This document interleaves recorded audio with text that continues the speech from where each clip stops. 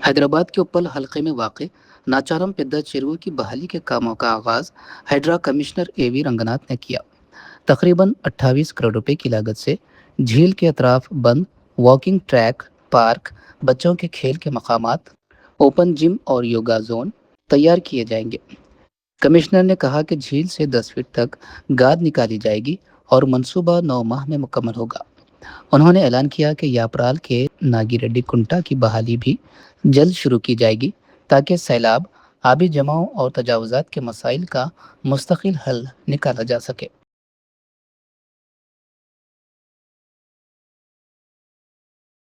నాచారం పెద్ద చెరువు దగ్గర ఈరోజు భూమి పూజ చేసుకోవడం జరిగింది.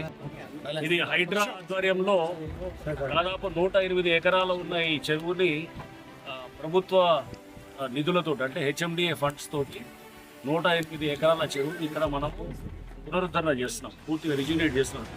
ఇన్నాళ్ళు ఇక్కడ కోపంగా మొత్తం సీవేజ్ వాటర్ అంటే డ్రైనేజ్ వాటర్ వచ్చి ఉండేటువంటి దాన్ని ఇప్పుడు దీన్ని మొత్తం మనము సిల్ట్ ఏదైతే ఉన్నదో మట్టి దీంట్లో చూస్తే కనుక ఎంత ఈ క్వాలిటీ మట్టి చూసినారు కదా. సో దీన్ని దాదాపు 10 ఫీట్ దాకా అంటే 10 to 12 ఫీట్ దాకా నేను తీసి ఆ సిల్ట్ని తీసి మళ్ళీ దాన్ని సేఫర్ ఏరియాస్ అంటే ఇందాక బస్తీ వాళ్ళు కూడా ఒక దగ్గర అక్కడ కూడా వాళ్ళు కొంత ఎక్స్ప్రెస్ చేసినారు, దాన్ని కూడా పరిగణలోకి తీసుకొని ఎవరికి ఇబ్బందికరంగా లేకుండా ఎవరికి కష్టం లేకుండా ఉండేటువంటి పద్ధతిలో ప్లాన్ చేస్తాం.